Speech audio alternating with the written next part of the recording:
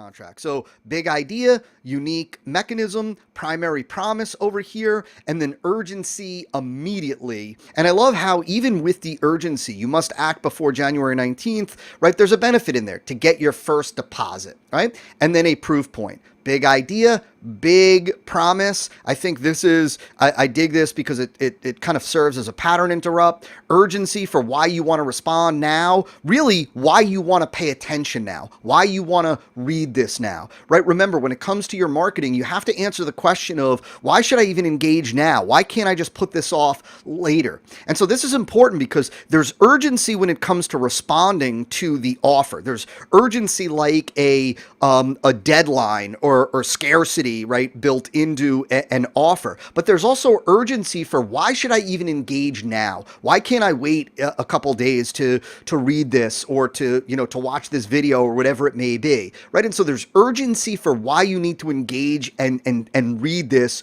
right now. And so really powerful deck copy if you look at the purpose of these chunks.